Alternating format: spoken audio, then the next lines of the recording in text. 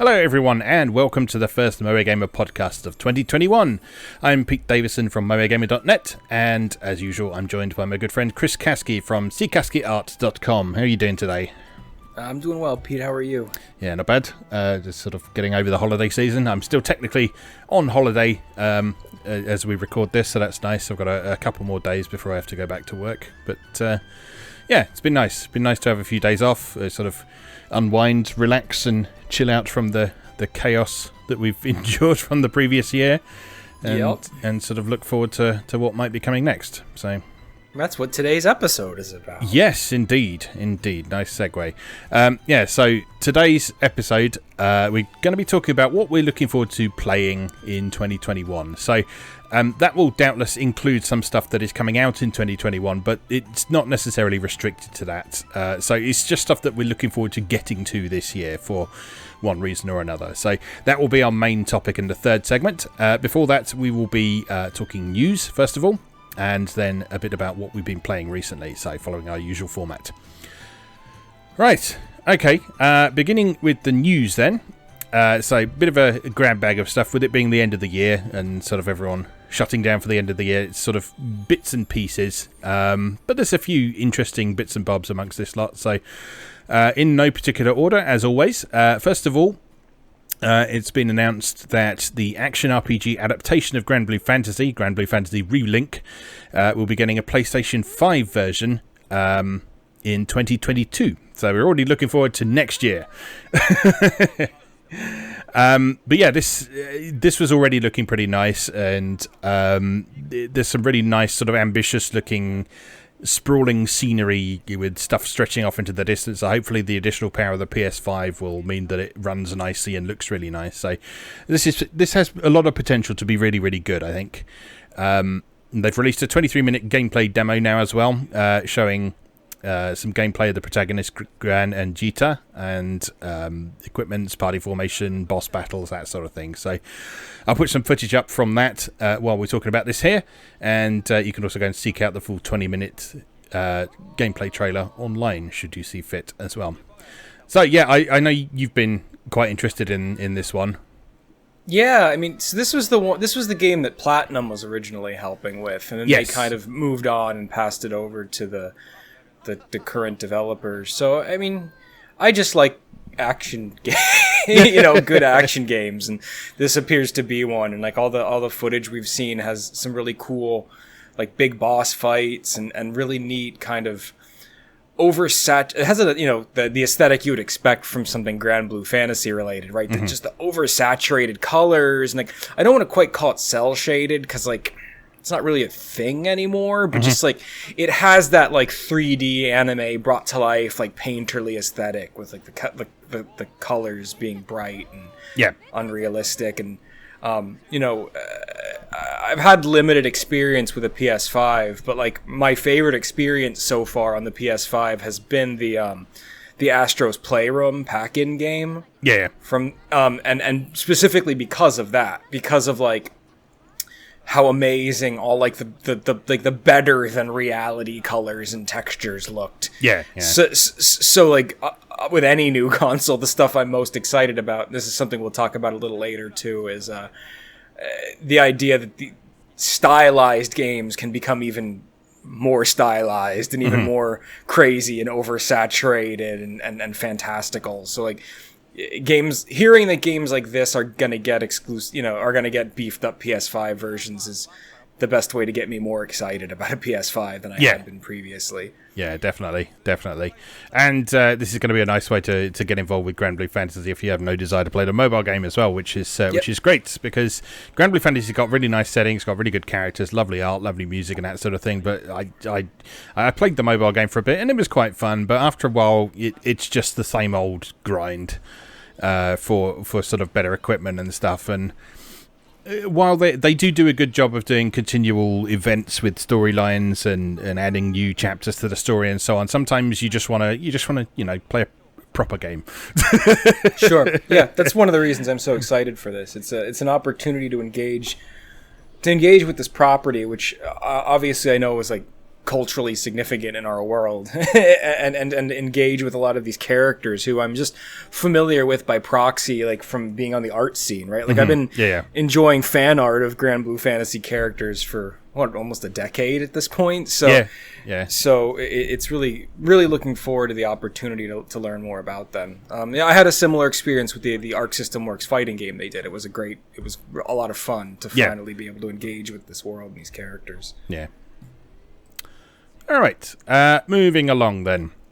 The next story we've got is that Onion Games has announced that they're working on a new game. And there's a couple of things interesting about this. First of all is that it's going to be a sandbox RPG.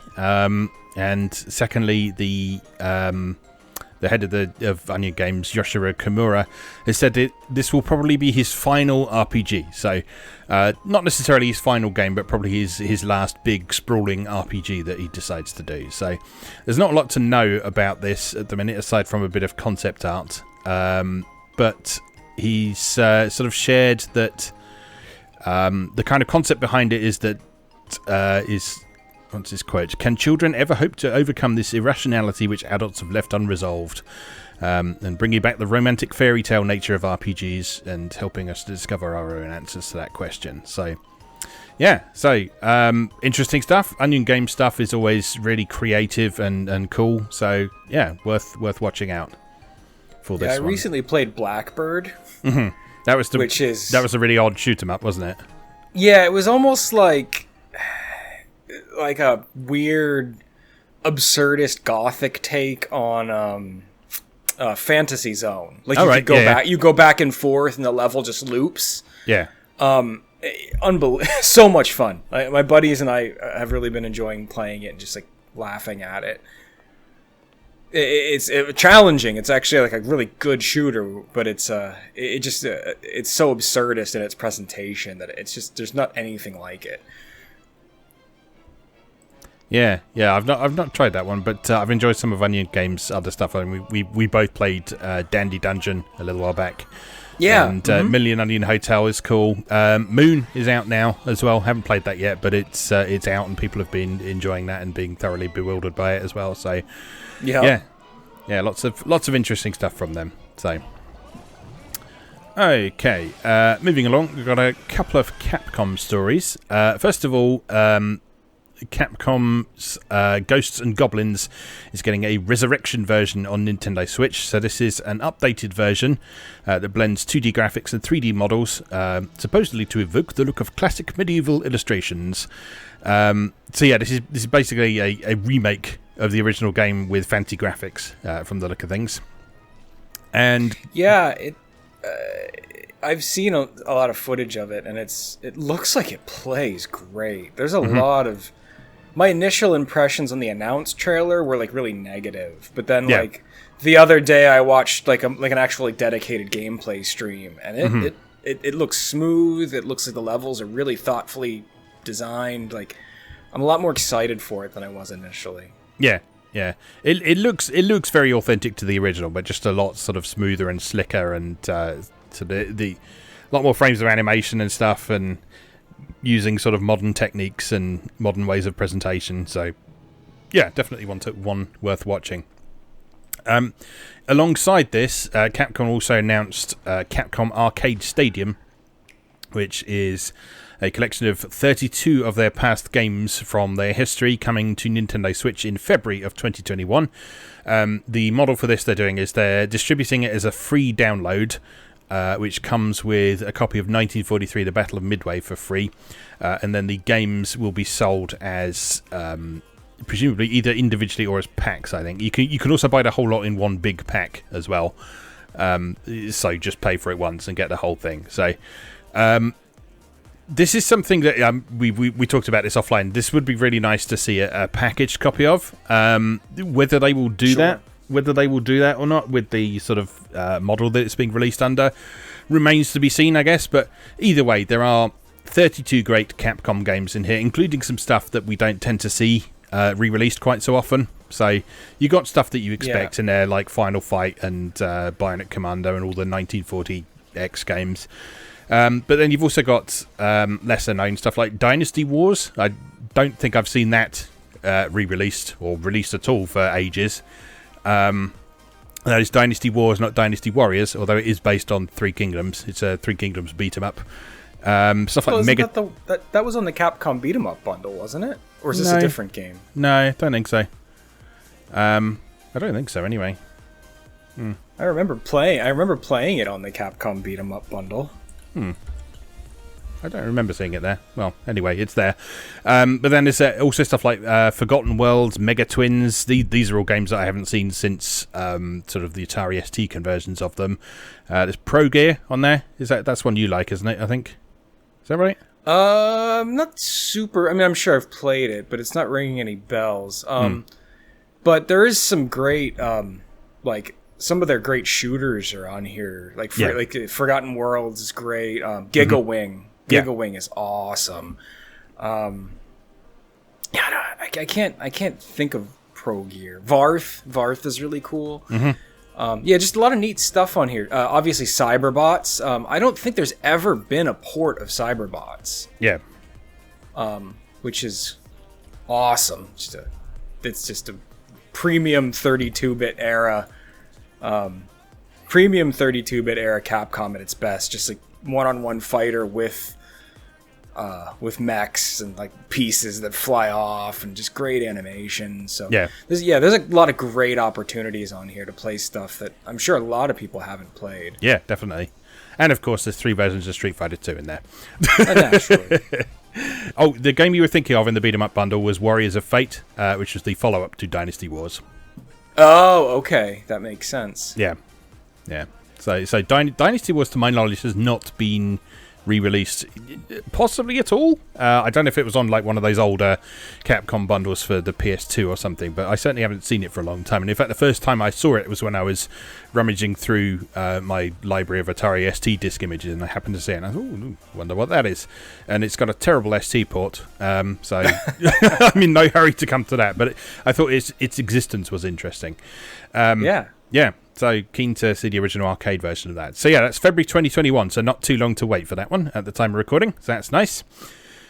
Next up, this is the news that Microprose has been sort of resurrected over the course of the last year or so, and rather than being resurrected as sort of a mobile development company, as so many of these old names tend to be, this appears to be sort of authentic old school Microprose. So they're going to be focusing on things like simulations and strategy games and that sort of thing, all the sort of grown-up games that they used to do back in the 16-bit era. And one of the ones that they've announced is Carrier Command 2. Which is very exciting. So this is not a sequel to Carrier Command Gaia Mission, which Bohemia Interactive put out a while back. This is a sequel to the original Carrier Command, which came out on 8 and 16-bit platforms all those years ago. So it's the same basic principle. So you have an aircraft carrier that houses flying manta vessels and amphibious walrus vessels. And you have a large group of islands that you need to capture in order to produce resources and create weapons and armor and all that sort of thing. And your long-term goal is to capture as many of these islands as possible, defeat the enemy carrier, and basically dominate the whole thing. They've gone for quite an interesting aesthetic with this one. They've gone for a deliberately low poly look with an almost kind of cel-shaded look on some of the effects. So if you look at like the sea, for example, the sea is sort of very flat shaded, but it's got sort of very high contrast waves on top of it. So if you think of how like Wind Waker looks, the ocean looks quite similar to that in Carrier Command. It's got very sort of bold, vibrant colour. So nighttime missions, sort of things like the explosions glow really strongly in the darkness. Anytime you're interacting with sort of computer interfaces and so on, there's a very kind of retro look to it. So it's heavily pixelated. It's got like giant fonts with big pixels and that sort of thing. It's got really, really distinctive stylized aesthetic to it. So this is potentially going to be really, really nice. It's going to be sort of a good opportunity for this new Microprose to prove themselves, I think, because the original Carrier Command is such a fondly remembered game for a lot of people who were around for it first time around, that if they can do this justice, then this is really going to put them on the map for a lot of people, I think. So very exciting. Yeah, not a ton more information about it yet, but you can add it to your wish list on Steam, I believe. And they've got a website up for it now, so you can find out a little bit more about it as well. So, and sign up for mailing lists and see screenshots and so on. So yeah, I don't think there's a planned release date for that as yet. It wasn't announced that long ago, so they will probably tell us a bit more when there's something to say. Spring 2021 is what it says so far. So we shall see. Next up, we've had a teaser from SNK that they're going to be releasing a new console in 2021, whatever this means. So they exactly.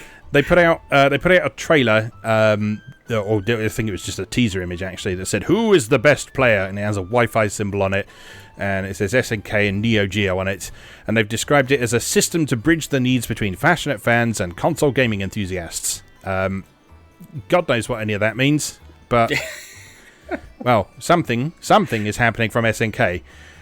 Difficult to work out what, because they've already done like several Neo Geo things, haven't they? Yeah, I read a thing where they said this isn't a retro console. This isn't like a thing that's just jammed with Neo Geo ROMs. So like I don't really know what they're talking about. Yeah. I think it's probably just going to be like some kind of streaming box where you can download stuff with it'll be like rigged up for online multiplayer. That's probably what I'm thinking. Yeah, I suspect that because of the sort of focus on who is the best player and the Wi-Fi symbol on the teaser image and so on. So probably something along those lines. But well, you never know. We could have the Neo Geo 2 this year. Yeah, I'm not imagining something I'm going to want coming out of this, but probably not. But it's just bizarre news. Yeah. All right. Next up. Valis, the Phantasm Soldier. It's the 35th anniversary of this, and so there's a whole revival project going on. So they've launched a website for that. Super Valis 4 has recently been released on the Nintendo Switch Online service as well, so you can go and play that. That's the slightly worse version of Valis 4, because you really want the PC Engine version, but nonetheless, you can play a version of Valis 4 on your Switch now. The last Valis game was the porn game, wasn't it? Yes, it did indeed cross the line into eroge territory there. Yes. In the end, which is something it had always been dancing with for its entire existence, and it just was like, screw it. Yeah, not great, but the I have fond memories of Valis. Mm-hmm. Yeah. Valis is cool because it's got a very sort of iconic 90s anime look about it as well. So like even in the sort of PC 99 and MSX and Super NES and PC Engine games, it's got this lovely 90s anime pixel art look to it. It was quite an early game to have a strong focus on cutscenes and stuff as well, wasn't it? Yep, that's right. Yeah, it's a great series. I have lots of fond memories of it. I have 3 of the Genesis releases, and I used to have 1 or 2 of the PC Engine ones, but I divested myself of those for some reason in the course of history. But yeah, I've always had a very soft spot for these games. They're not great. They're just decent side scrollers, but it's all about the aesthetic. It's all about that feeling that you're basically playing just like a interactive 90s magical girl adventure anime kind of thing. It's just fun. They're cool games. Yeah. So there's an official website and Twitter account up for that now. There's not a ton of information on either of those at the minute, but if you follow along on those, you'll doubtless find out a bit more information as they announce stuff. So watch out for that. And like I say, Nintendo Switch Online subscribers can play Super Valis 4 right now. So that's nice. Moving along, we've got news that there is a new game from Sting coming along soon, which is Gloria Union Twin Fates in Blue Ocean FHD Edition, which is an enhanced port of a PSP game, and they will be bringing it out to Switch, iOS, and Android in 2021. So as well as just a straight port, they will have tweaked the balance a bit, improved the graphics to high definition, and substantial ease of play reform, whatever that means. Yeah, I'm not sure what substantial ease of play reforms means for a Sting game, because they're just so flippin' weird in terms of mechanics that, like, I don't even know, like, how you would do, like, ease of play stuff without totally just making it, like, a radically different game. Yeah. But I don't know. Yeah. I have hope that maybe this will get localized, or at least an English language Asian version for the Switch, because Yggdra Union is one of my favorite strategy RPGs, which this is the follow-up to, and we never got this in the West. Right. And I love Sting's Department Heaven series titles. They're always stylistically interesting, like beautiful menus, great animation.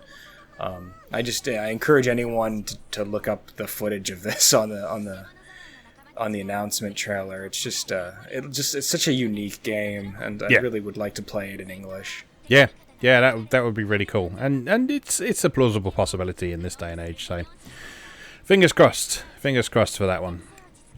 Okay, moving along, we've got a new Evercade cart got announced just before Christmas. So to go along with the Oliver Twins collection, they're doing a full-on Codemasters collection as well, which includes 17 games, including B-52, Big Nose the Caveman, Big Nose Freaks Out, Boomerang Kid, Cannon Fodder, CJ's Elephant Antics, Cosmic Spacehead, F-16 Renegade, Linus Spacehead, Megalomania, MiG-29 Soviet Fighter, Psycho Pinball, Sensible Soccer, Stunt Buggies, Super Skid Marks, Tennis All-Stars, and the Ultimate Stuntman. So there's an interesting mix of stuff there. Some of that stuff is not great, but then this is almost all crap. Yeah, but it's historically sort of significantly, there's all the Sensible Software classics on there.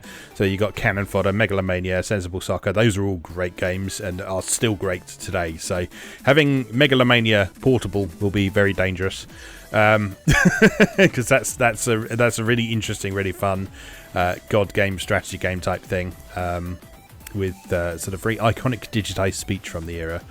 Ooh, I love that. Yeah, the design's ready.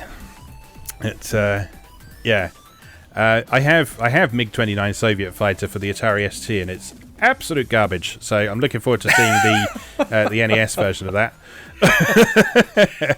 But this is we've talked about this numerous times before. This is the nice thing about the Evercade. The Evercade is not just about sort of curating the amazing stuff that people have played hundreds of times already, and that you've probably got at least 5 SaGa collections of on your shelf on various platforms. It's also about preserving some of these experiences that, while they might not have been the best, they were still an important part of gaming culture at the time.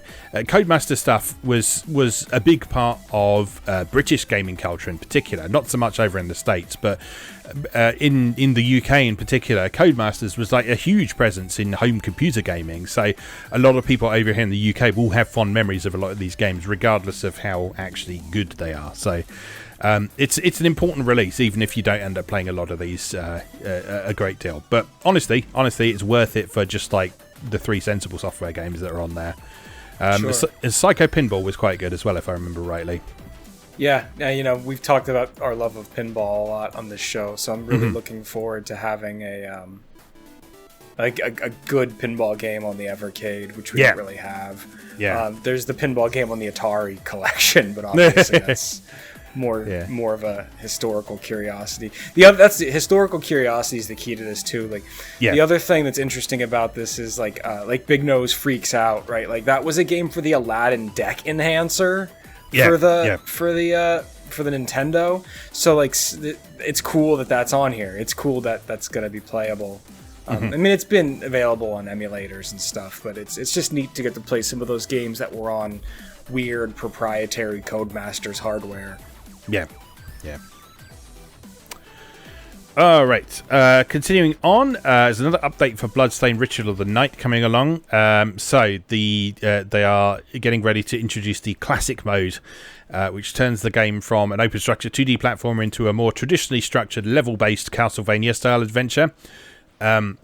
And they've gone so far as to revamp the interface to look suitably lo-fi up at the top of the screen. So it's got these lovely sort of pixel fonts, and it's got the player and enemy health bars at the top, and a score and a time limit and all that sort of thing. So if you've been looking for a different way to play Bloodstained, then this is coming in January 2021 as a free update from the sound of things. So, that is one of many updates that they've added to the game since its launch. So they've already added the randomizer mode, which sort of jumbles around all the items in various places. So the basic map is the same, but all of the items and stuff are in completely different places.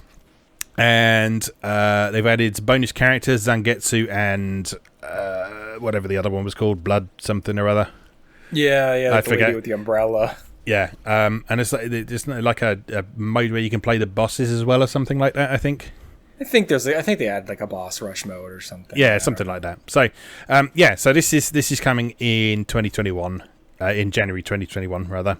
It is 2021 now. There's a trailer online for that now, so have a look at that if you would like to know more. And if you have Bloodstained, wait for that free update, and then you'll be able to play it. Right. Which is the story of Bloodstained. Yes, indeed.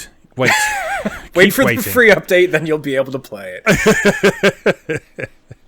Yeah. Especially if you bought the Switch version. Yes, exactly. That is at least playable now. But I've held off exploring that in detail until they sort of put everything in there, so I can explore it all in one go. Same. All right, continuing on, Tales of Arise, which is the new Tales game that we've not heard a lot about recently. Apparently, this is entering the final stages of development now. Bandai Namco is currently preparing to release new information in the near future. Expect some more news on that soon.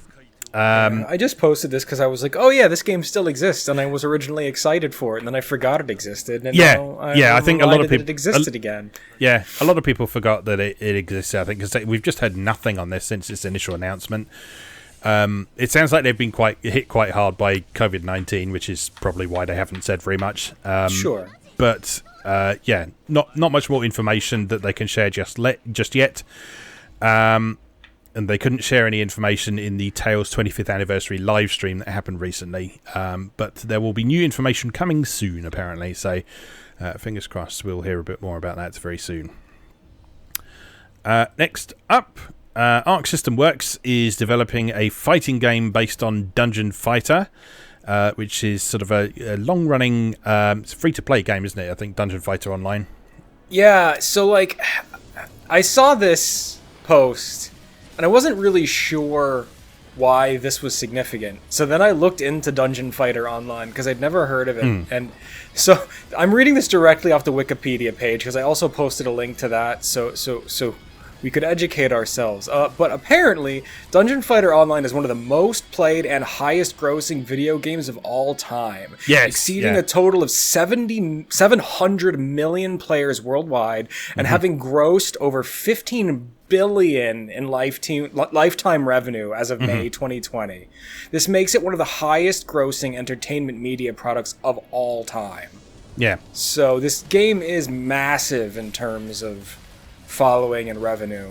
Yeah. It sounds like you've not come across it before. I have seen it before, and I've never actually sort of got around to trying to play it because, as with so many things, the free-to-play side of things put me off a little bit. But I do know that this has been around for a long time, and there are quite a few people I know who have played this in the past and have a lot of nice things to say about it. It's supposed to be really good fun, and the fact that it's not just another Warcraft knockoff with cooldown based stuff. It's an actual proper online beat 'em up as well. Makes it a lot more interesting than some things. But yeah, things like the character designs and stuff have been popular over the years. It's had numerous adaptations to anime and manga and online animations and all sorts. So yeah, this has been huge for a good few years now. It first came out in 2005 and it's still going strong today. So like with Granblue Fantasy, it'll be nice to have an alternative way of engaging with this game if you've not sort of signed on with the free-to-play version at any point. So yeah, exactly. Really looking forward to being able to engage with the character designs and stuff. Yeah. And Arc System Works makes good fighting games. So Indeed. And it looks very much like they're doing their sort of trademark 2D, 3D hybrid thing with that. So yeah, all for more of that, for sure.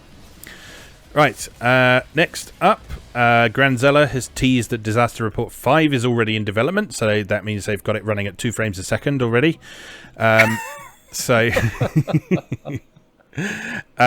Yeah, so they posted a 2020 retrospective article looking back at some of the stuff that they did this year, which is included the PC version of Disaster Report 4 and the overseas release of the PlayStation 4 and Switch versions.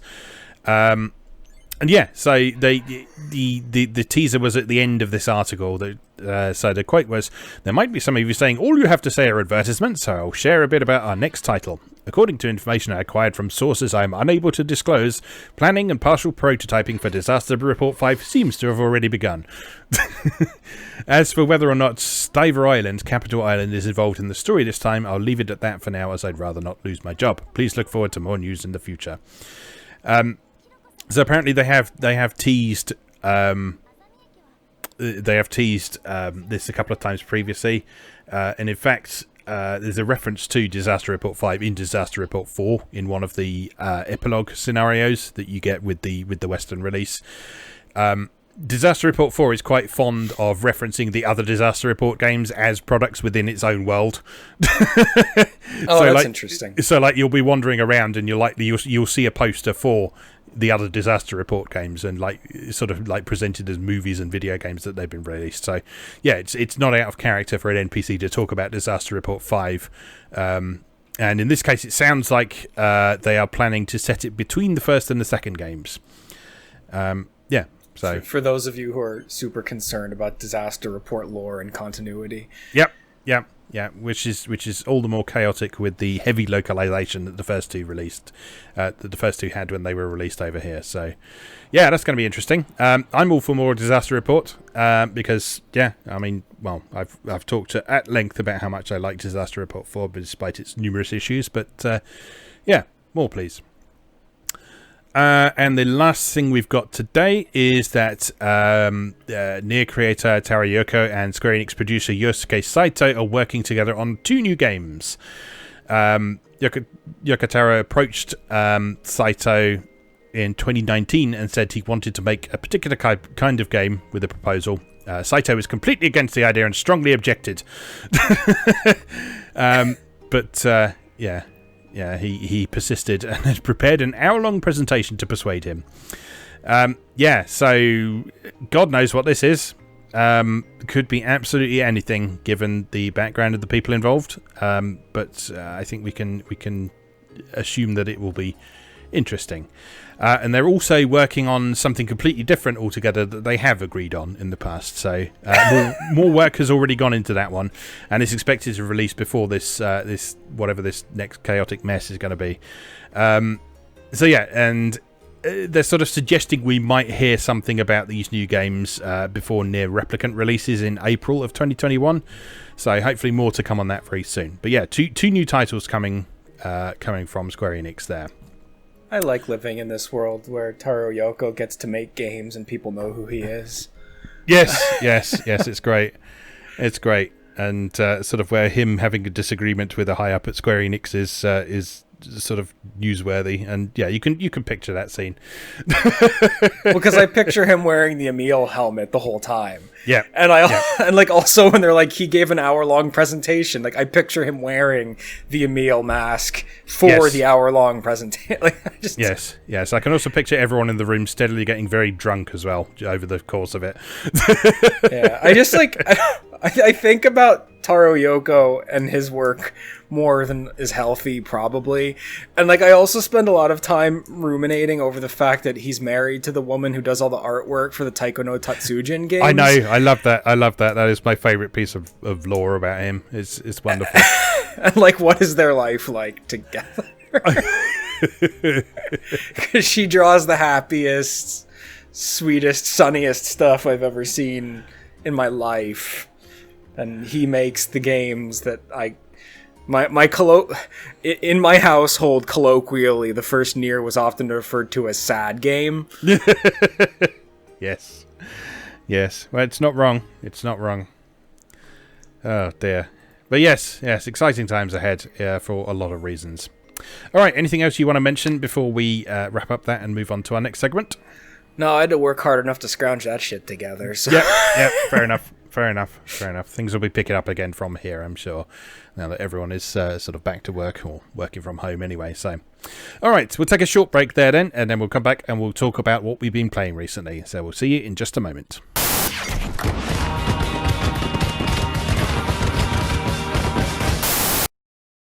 Welcome back. For our second segment, we're going to talk about what we've been playing recently. So I'm sure there's been plenty of time over the holidays to enjoy a bit of fruitful gaming. So what would you like to start with, Chris? Yeah, I have been playing Monkey Barrels. Okay. Which is what? It is a game by Goodfeel, the people behind Kirby's Epic Yarn, Yoshi's Woolly World, Yoshi's Crafted World. But it's like a not Nintendo published game they did that's available on like the eShop and stuff. Right. So it's really cool. It's just a fairly typical twin stick shooter, with like a dodge roll and like fairly typical twin stick shooter. But what's nice about it is it's not what I would call like an arena twin stick shooter. So it's not just like a big open place that you've got to like survive in this big open world like Rick Robotron or like Smash TV style. Yeah. And it's not a roguelike. It doesn't have any random generated elements. It's actually a designed game with like deliberately put together stages, like little mazes and stuff with like challenges and obstacles and gaps you have to jump over. I play a lot of twin stick shooters because they're fun and kind of easy to pick up and play when you've got a short amount of time.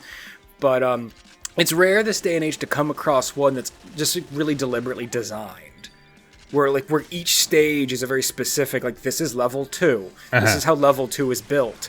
Like, you go through the city, then you go down the manhole, then you're in the sewer, then you're working next to the flowing water in the sewer, and you climb back up the manhole, and then you're in an alleyway, and like it's all just kind of a very lovingly made, and it's weird to be like, it's cool to play a game where the levels are designed, but it's not always a given these days. No, not at all, especially in this kind of game. Yeah, so it's been really refreshing.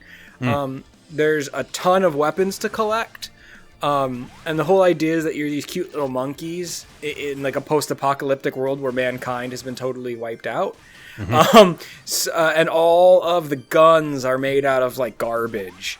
Yeah, like soda pop cans and olive oil bottles and like just like whatever. So they all have like clever pun names.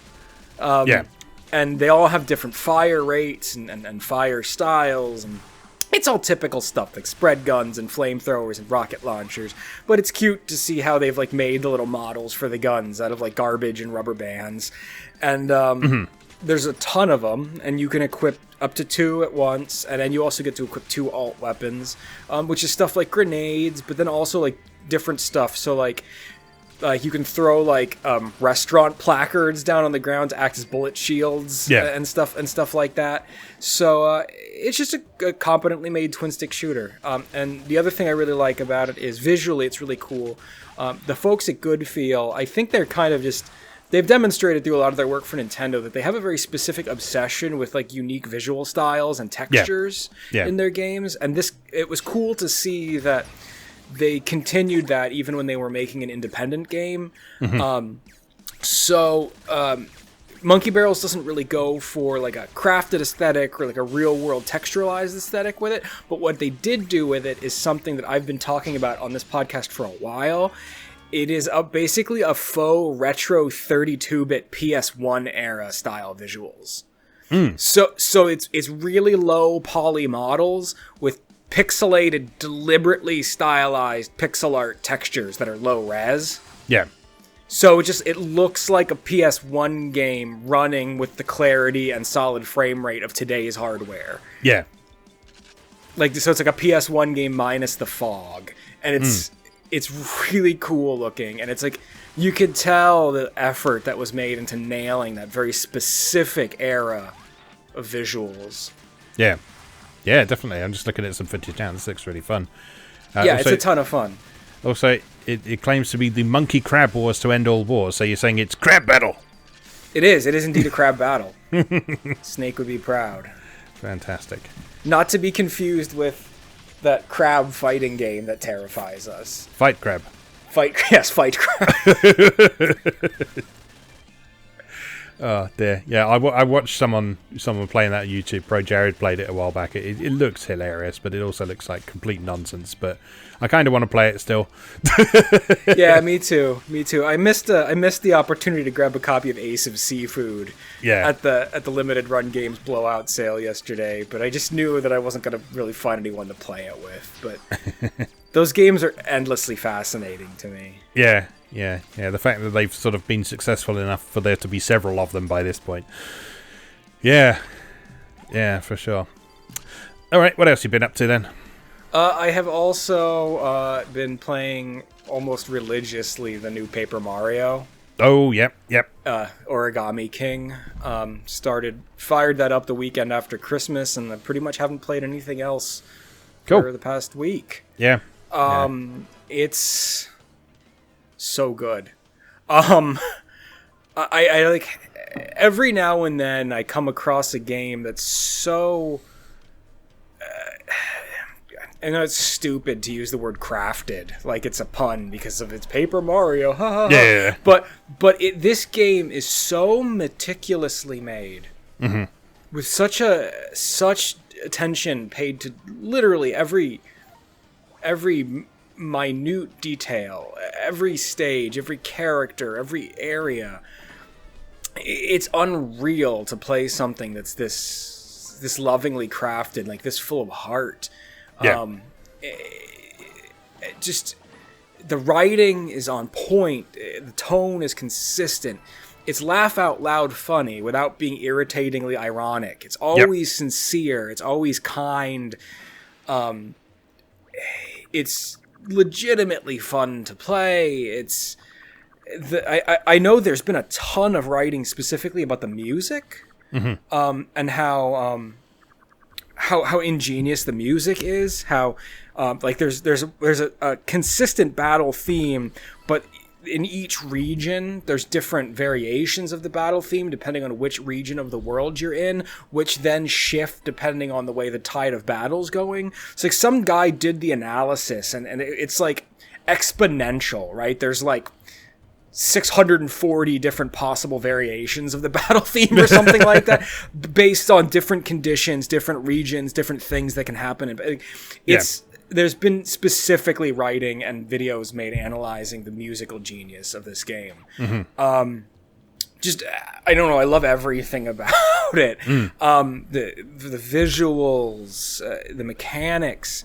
The Paper Mario games in recent history, ever since Thousand Year Door on the GameCube, have gotten a ton of negative attention because basically Intelligent Systems just refuses to make the game people want. They refuse to make what Paper Mario 1 and Paper Mario Thousand Year Door were, which were fairly typical RPGs set in the Paper Mario universe. From Super Paper Mario on forward, Sticker Star, Color Splash, what they've tried to do is basically make RPGs that are barely RPGs. They have games that have some RPG elements, but they're almost indefinable in terms of genre. Yeah. So they often have RPG style turn-based combat, but they eschew pretty typical RPG elements like experience points and like level up progression in your characters. Yeah. So you really just do the battles to do them. They're obstacles and they're fun. There's no grind, which is really interesting. But it doesn't mean they're not fun. Like the battle system in particular in Origami King is really interesting because it really turns every battle into a puzzle to be solved instead of a traditional turn-based role-playing game battle. So what it does is it throws you into the stadium and there's 4 concentric rings and the enemies scatter on these concentric rings, and you're provided with a limited number of moves you can make based on the organization of the enemies. And what you need to do is you either need to rotate the rings, like clockwise or counterclockwise, or the rings are also segmented into blocks, and you can slide them crossways across the circle, like and so between rotating the rings and sliding the blocks, your goal is to either line the enemies up in a 4 in a row straight line or in a 2x2 square. Yeah. To either, if they're lined up in a straight line, that's when you can jump on them with your Mario shoes. And if they're in a square, that's when you slam them with the hammer. And then it has the classic Mario RPG tropes of having the active elements. So like if you press A, right, when you jump on the enemy's heads, you do bonus damage. So really every battle is more like a puzzle game than it is an RPG battle. And like some of them are tough, some of them are easier. You never quite know what kind of organizations of enemy pattern they're going to throw at you to fiddle with this. And then the boss battles, they flip all of that completely on its head. So in the boss battles, the boss is in the center and you're outside on the concentric rings. And then the rings and the panels have arrows and action panels. So when it's your turn to act, you have to rotate the rings and slide the blocks in such a way that you hit these arrows, and when you hit an arrow, you run in that direction. Yeah. So you have to organize the arrows and the power-up panels so that you run where you want to run to go to like wherever the enemy is indicating that there's a safe zone or wherever its vulnerable spot is. So like just multiple interesting ways of playing with the same mechanical base to like continuously make the battles feel kind of different and kind of unique, using 100% mechanics, not just raw difficulty and the need to grind and like big numbers. And there's no gear, really. It's just solid mechanics that are fun to engage with over and over again. Mm-hmm. Yeah, I've not played this myself yet, but my wife played it through a while back, and I saw her playing some of it, and it looked really cool. And for a game to drag her away from Final Fantasy XIV, it must have been pretty good. So, yeah. yeah, it's layers upon layers with this game. Like, so like another thing that Paper Mario has become quite famous or maybe infamous for in the past couple of years has been that it also fuses traditional elements of like the point and click adventure game with the RPG. So like a lot of what you're really doing in Paper Mario isn't traditional RPG stuff. It's solving problems and riddles and hunting for items. Like, oh, well, that ninja needs to do an underwater training with a pipe reed, but you find a straw. Well, if you give him the straw, he gives you his shurikens, and you need the shurikens to play at the shuriken shooting gallery at the amusement park, and you need to win that shuriken shooting gallery to earn the baseball so that you can trade the baseball to the dry bones for one of their bones so you can get past the chain chomp. Like it's it's just these sometimes illogical, very funny loops of like using items you find to solve puzzles. It's just always funny, always interesting, always surprises.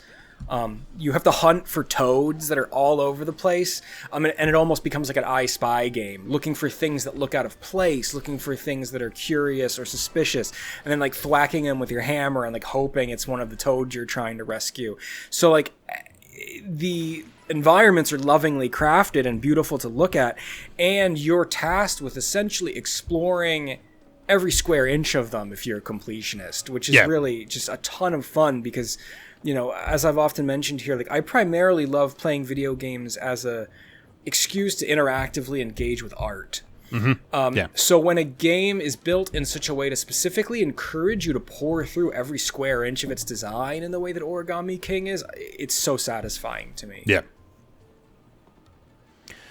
Yeah, I've heard a lot of good things about this one, and even sort of people who have been fairly resistant to the last few Paper Mario games seem to be liking this one as well. So, yeah, sounds really good. I will. It's a series I need to delve into at some point. I've not even played like Super Mario RPG, so I really need to explore this series as a whole at some point. So, yeah, but good to know. I think you'll love them. I think you'll specifically love the writing. That's been a hallmark of these games, is incredible writing and localization work. Yeah. That's one of the reasons I always play them, is because I just love them. I love the characters. I love the stories. They make me feel good. They're just so sincere Yeah. Good stuff. All right. Anything else for us? That's it, really, for me that I've been playing hardcore. I recently got the I don't even know how I'm supposed to pronounce this. Atui. Oh yeah. Collection for the DS, 3DS, which is something that was published by Limited Run, but I want to take some time to really dig into some of those games because they're really well designed. So hopefully talk about those on a future episode. All right, sounds good. All right, what have I been up to then? So, in the last couple of days, I finished off Atelier Aisha, which I'll be writing about on MoeGamer.net very shortly. Yeah, this was really interesting because this was the first one of the Dusk series, which is the series that I've not explored at all previously. I'd played the Arland series before, but Dusk was completely new to me. We talked a bit about this previously, but sort of haven't played the whole game now. I can sort of comment a bit more on it, I think. And yeah, it was a really good game. I was worried that the overall time limit for the whole thing was going to be quite tight, but it ended up not being too much of an issue at all. Basically, the time limit in Aisha is handled a bit like the one in Atelier Tottery, in which you just have a long-term goal to achieve over the course of 3 years, and that's plenty of time to achieve that goal. And it also it's got like a sort of quest log and journal thing in there that clearly indicates the things you need to focus on if you want to get through the main story. So you know what you need to prioritize, and once you beat what is essentially the main story of the game, you keep playing until the time limit is up. So you have all the time you need at the end of the game to go and wrap up any loose ends, to finish off character stories, to unlock specific things for specific endings and so on. So it's structured quite nicely. So it is still time limited, but it's quite a sort of approachable take on it. It's not anywhere near as tight as some of the previous ones. So I quite like the way it did that. It was, yeah, very interesting difference in tone between this and Arland, which we talked about last time. As we said, the Arland series is based on a land which is sort of undergoing certain types of upheaval. It's undergoing an industrial revolution and political changes, changing from a monarchy to a republic. But there's nothing sort of earth-shatteringly wrong going on in Arland. There are sort of like big bads you can find around the place, but they all seem fairly incidental to sort of a nice peaceful life in the kingdom. The Dusk series, on the other hand, as we said before, you're basically living through what appears to be an impending apocalypse. Aisha doesn't really make a lot of what is truly going on very clear. I'm sure that's going to become more apparent over the course of Escher and Logi and Shally.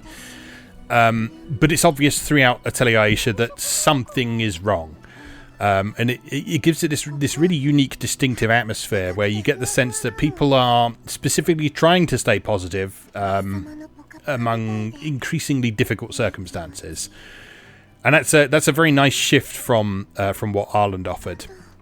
And yeah, it's particularly apparent with the main character as well. So the whole concept of Atelier Aisha is that she is searching for her sister who got spirited away by some means before the story started. And there's this really sort of wonderful sense that she is very much trying to put a brave face on everything. So she's sort of trying to remain positive and be friendly with everyone around her. But you know that like she's really worried underneath and that she's really sad about her sister disappearing. And if you dive deep into analysing it, which I will do in my MoeGamer articles when I get to that point, there's probably some sort of interesting allegories going on in there for things like I don't know, things like long-term illness or sort of inevitable death and that sort of thing.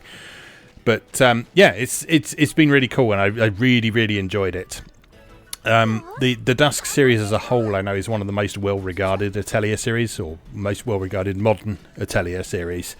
So I was very excited to move on to that. So yeah, it's been very positive first impression so far. Other stuff that I have been doing, I picked up an original Xbox recently, so I've been playing some stuff on that. Stuff that I want to mention on that today. I've been playing a bit of Dungeons and Dragons Heroes, which is a game I used to enjoy back in the day. Dungeons and Dragons Heroes is one of numerous action RPGs that came out throughout the 6th generation. We talked a bit about this offline the other day, but sure. Yeah, one of numerous sort of hack and slash action RPGs that came out throughout the 6th generation. So that also included things like the 2 Baldur's Gate Dark Alliance games, the Fallout Brotherhood of Steel game, the Champions of Norath games on PS2. So there was a nice mix of this type of game throughout that period in console gaming. And the nice thing about a lot of them is that they made themselves quite distinct from Diablo. So Dungeons & Dragons Heroes, for example, is less about... it's less about getting lots and lots of loot like you do in Diablo, and it's a bit more about sort of carefully developing your character and engaging with the combat effectively. It's got almost a kind of beat 'em up feel to the combat in places, which is understandable for the genre, but there's a strong focus on paying attention to distance and the range of your weapons and that sort of thing. So I'm playing the wizard character. But the wizard in this is perfectly capable in melee combat, unlike a lot of Dungeons and Dragons games. But their default weapon is a staff, for example, which has like a much longer reach than you might expect from hand-to-hand combat. So you can quite effectively keep enemies at a reasonable distance using your staff. And then there's also some of the spells are clearly designed to manage the distance between you and enemies as well. So you start with a spell that's just a gust of wind, for example, that just blows enemies backwards slightly. So you can use that to sort of push them back and then fire off another spell at them, like fire a magic missile at them or something. And then you can upgrade that to things like Burning Hands, which is basically turning yourself into a flamethrower, and all sorts of things like that. So it's a fun game.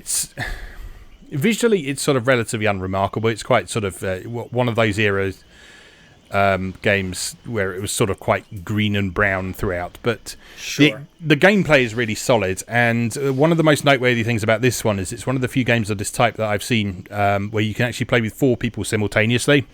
Yeah, so, that was always nice with the Xbox. It had had the 4 ports right on the front. Yeah, exactly. So if you can gather several people to play with this, it's got drop in, drop out multiplayer as well. So you save your characters separately from your progress through the game as well. So if you've got several people playing on the same Xbox, or if you've got several characters on the go, you can load up a save file and then pick which one of the characters you've saved you can import into there, or you can lend your characters to someone else or something like that. That's neat. I like that. So yeah, it's very friendly to sort of playing in different ways. It's fun in single player. It'd be nice to play it in local multiplayer again, but with the way things are at the minute, that's a far off dream right now. Yeah. The other stuff I've been playing on original Xbox, I've been playing a lot of Project Gotham Racing as well, which was a launch title for the original Xbox and still holds up really, really well. So I'm enjoying that a lot. I'll be writing more about that in the new year. I've decided I'm going to do a feature on Bizarre Creations, because now I've got pretty much all of their games that are readily accessible. So I've got everything from their Formula 1 games on PS1 up until Blur and James Bond Bloodstained. And then the stuff that they did before the PS1 games, so they did a couple of Mega Drive games and a C64 game. Those are easily emulatable. So it'll be interesting to sort of track what they've done over the years, see how it's developed, and how they kind of got into the mould that they were in when they sort of finished things off. But also the interesting ways that they branched off from that mould as well. So with things like Geometry Wars and Boom Boom Rocket and James Bond as well. So yeah, looking forward to exploring those. So I'll talk more about those on MoeGamer in the near future. And the last thing I want to talk about for now, I just spent a couple of hours the other night playing a bit of Penny Punching Princess, which I know you've mentioned recently. Yeah, you mentioned a while back when you first got hold of it. I managed to finally pick up a copy of it. It was quite hard to find for a while, but I managed to get a cheap copy over the Christmas period. So I spent a couple of hours playing that the other night. So Penny Punching Princess, if you've not come across it before, or if you've not heard us talk about it before, it's it kind of markets itself as almost a beat 'em up, but it's a top-down action game where you control the angriest princess in the world as she tries to sort of reclaim her ancestral home from these literal loan shark dragons who have been who basically caused their father to die from debt and that sort of thing. So you run around and you punch things and you kill them, but the big sort of interesting mechanical wrinkle in this is the ability to bribe almost anything in the game, including enemies and traps. And so you collect money as you wander around these various levels, when you stun enemies in combat, you can wiggle the right stick around to sort of shake them down and get more money out of them. And then you can use that money during the levels to bribe things. When you bribe something, you either sort of take control of it if it's a trap, and you can trigger it at will and it will damage enemies. Or if, in the case of an enemy, you get the ability to summon it a couple of times and use it as a special attack, basically. And then there's a few other places around, so you can bribe sort of these magical pads to heal yourself. You can bribe doors to open them. And everything you bribe effectively gets added to a collection back in your castle. And the more stuff that you collect in there, the more different pieces of armor you can equip, the more special abilities you can unlock. There's lots of skills to upgrade and that sort of thing. So it's not really an RPG as such, but it's certainly got RPG elements in there. But it's got this very sort of nice handheld-friendly level-based structure to it as well. So you can just sort of sit down and have a few minutes of fun with it. Or you can dive into it a bit more deeply and engage with the progression system and try and make some progress with it. But yeah, it's really fun. It's really fun. And yeah, I know you enjoyed this a fair bit a while back, didn't you? Yeah, I just it's just that right mix for me where the minute-to-minute gameplay is extremely arcadey, but then there is progression elements. Yeah. So like that is always the sweet spot for me. Yeah. Yeah. And I specifically love games with an overhead action style. So yes. And just like I was saying with Paper Mario, the writing in this game, like it's funny and irreverent without being grating. Like we were laughing when we were talking offline the other day, like, why is your butler a beetle? I don't know. There's probably a joke there that I don't know, but it's hilarious that you're getting like chattered at by this like horned beetle. Yeah. Yeah, but the whole thing is sort of a kind of wry sidelong glance at capitalism and how sort of having lots of money can be a bad thing, but sometimes in order to get stuff done, you need money, and does that make you any better than the people who caused the problems in the first place? So, yeah, there's lots of interesting stuff going on there. It's trademark B-tier Nipponichi, isn't it? And it's got lots of clever and interesting things, and no one played it. As I say, which, as we've mentioned many times around here, B-tier Nipponichi is the secret A-tier Nipponichi. Yeah, absolutely. There's also other playable characters, I think. Did you get far enough to unlock, like the zombie girl?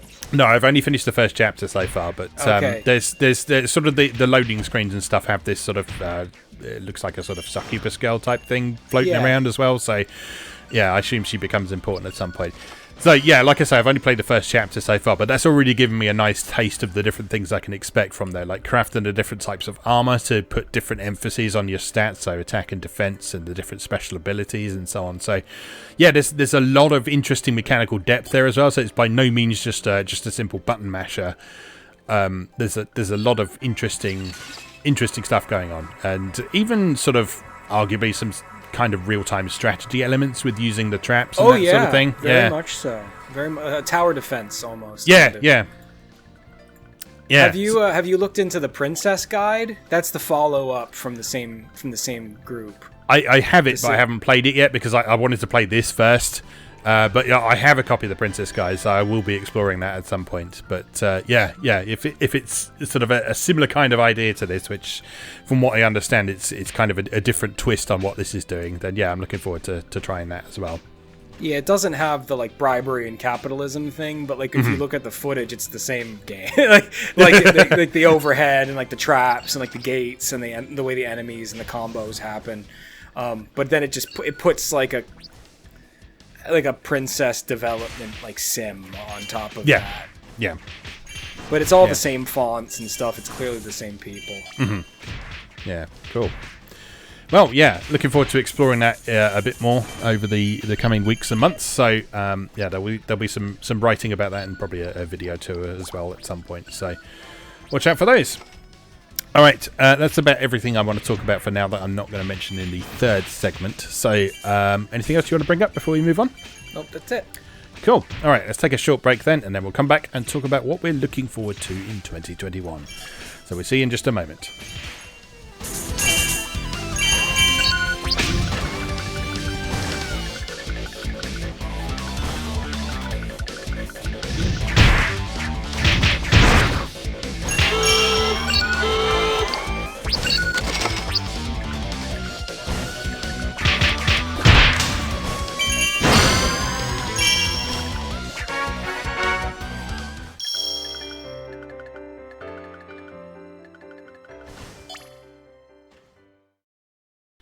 Welcome back. For our third segment, we're going to talk about what we're excited to play in 2021. Now, as I said at the start, this isn't necessarily stuff that is coming out in 2021. It's stuff that we just want to get to in the coming year.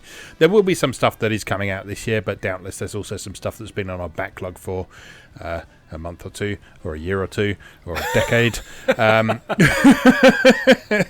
Several decades. Yep. Yeah. This is the year I beat Breath of Fire 3. Oh, God. Yeah, I should play that again at some point. I got to the last boss and couldn't beat it. Oh, she's a monster. Yeah. That's like notoriously one of like the hardest. Yeah. So I have never beaten Breath of Fire 3. I don't know if I still have my old save file. I think I still have most of my old PS1 memory cards, so I probably do still have my old save file somewhere. But no. Miria in Breath of Fire 3 is an absolute monster. Also, just a perfect sprite. Yes. My God, is that a beautiful sprite. Yes. I don't want to muse about PS1 era Breath of Fire. I'll be here all day. That's the whole episode in itself, I'm sure. Right, so what are you looking forward to in the coming year then? So I tried to focus mostly on stuff that's coming out. Because if I focused on backlog, it would be a 7.5-hour episode. Yep. But I think my number one game I'm most looking forward to next year, which will surprise no one, is Ys 9. Yep. Because we love Ys around here. Modern Ys, Party Ys, as it's sometimes referred to, is just a ton of fun, right? Different characters all play slightly differently with different elemental affinities, and you've got your speed characters and your power characters, and they all have different roles to play in the combat. The new Ys release seems to be mixing that up in a lot of interesting ways, because the Monstrums, the characters that have these like monstrous transformations that form the core of the story, all have cool like animal aesthetics, like there's and like code names. So there's like White Cat, Raging Bull, and like Hawk, and they have these animal themed appearances and these animal themed attack styles. So like I like stuff like that. So I'm really keen to get to meet these characters and enjoy a good fast-paced action RPG, which Modern Ys always is, with these different colorful characters. And there's, of course, lots of other stuff, too, that they're mixing it up for the new game. Most notably that it has a kind of a horror gothic theme, which is new for Ys. That's not really something it's ever done before, so that's really interesting. And also kind of not exclusively, but traditionally, Ys has been more of like an outdoor affair. I don't really know how else to describe it. Like, dungeons are often caves and ruins and forests. There's very few like instances in like Ys of like big indoor dungeons and like man-made structures, with the exception of Ys Origin, which took place entirely in a man-made tower. But those environments inside the tower felt like outdoor environments. Like there was a desert inside the tower. Like, so there's been a specific emphasis with a lot of the stage environment design with Ys 9 to focus on architecture, like Gothic architecture, dungeons, and buildings, because the majority of the game takes place surrounding and in a big city, instead of it being like the city as a hub and you go out in like the wilds. Like the city is where the game takes place. So just thematically and visually, it's a whole different take on the Ys franchise, so there's a lot to look forward there, I think. Yeah, I'm looking forward to that a lot as well, but I do need to catch up on Ys. I've still got Ys 8 to play, so yeah, same. And 8 is massive from what I understand. I know we've mentioned it once or twice in here before, but like I've heard Ys is almost like a traditional 40-50 hour RPG, which is totally different from how Ys used to be. I used to love Ys because it was the series I could beat. Like the games used to be short. Yeah, well, it's I think sort of since 7 onwards, it's been kind of large. 7 was like probably 20-30 hours. Calcutta was about 30-40 hours as well. So yeah, it's been moving in that direction for a while. But I'm excited to hear Falcom Sound Team's take on Gothic. Oh, it should be incredible. It should be incredible. The guitars are going to be... It's just going to be pure goth rock. I can't wait. They're the best. Yeah, looking forward to that. I still have to check out the PS4 port of Calcutta. Yes, I need to as well. It'd be nice to be able to play that on the TV because, as I think I mentioned before, the PlayStation Vita version, they patched the North American version to work on PlayStation TV, but not the European version. Oh, so, that's bizarre. Which is annoying, but I will probably try and pick up the PS4 version at some point. But ease is good. Always. Right, so even when ease is bad, it's pretty good. Right, stuff I want to mention. I'm just going to pay brief lip service to stuff on my backlog, as you say. If we talk through all our backlog stuff, we'll be here all day. But I do want to acknowledge the stuff that I would like to try and get to this year, if possible. A lot of this is dependent on how long the rest of the Atelier feature I'm doing takes. So the Atelier games I've got left to do are Eshlet and Logi, which I'm going to be starting this week, and Shally from the Dusk trilogy. So 2 more in that trilogy. Then there's the 3 Mysterious games, which I'm particularly interested to check out because those don't seem to be ones that people talk about a whole lot for one reason or another. Forgotten about. Yeah, and they look interesting to me, like thematically, and a lot of the character designs are really cool.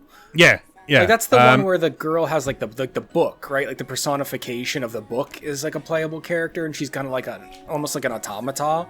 Yes, that's right. That's the character Plakta from Sophie, Atelier Sophie, who also appears in Warriors All Stars as well. So I've already met them in Warriors All Stars, so it'd be nice to have a bit of context for them.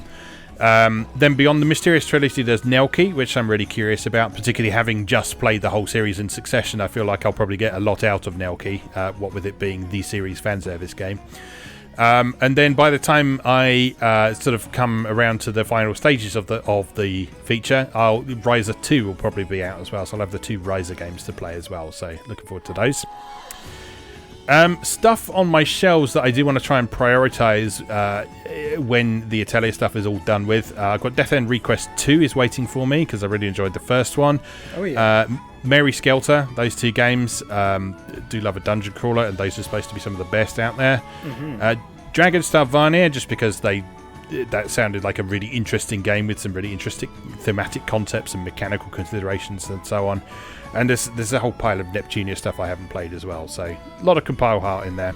And as I said in the second segment, I'm going to be doing some bizarre creation stuff as well, so there's some games from there that I haven't played much or at all before. So there's Formula 1 on PS1, which is a lot more arcadey than you might expect given how Codemasters have handled the series in more recent years. James Bond 007 Bloodstained, and then other stuff that I was sort of casually aware of back in the day but never actually played, like Fur Fighters. Oh yeah, sure. That was fun on the Dreamcast. It came out on Dreamcast, and then they did an enhanced version on PS2, so I picked up the PS2 version because it's got more stuff in it. They also did the official game of Treasure Planet as well. Oh, the Disney? Yeah. So I don't know how that is, but I've ordered a copy because it was like £1. So because licensed game, no one wants them. Sure. Except me. Fur Fighters is a good time, especially if you can get someone to play it with you. The multiplayer is a lot of fun. Yeah. Looking forward to that. Right. So the first thing that is actually on the way, rather than already on my shelf, that I want to talk about is Brok, the InvestiGator. Oh yeah! Tell me all about this. So, this is an adventure game by a guy called Fabrice Breton, also known as Cowcat Games. And regular listeners and or readers of MoeGamer will probably know that name best from his really good ports of the games by a silo developer called Diabolical Mind.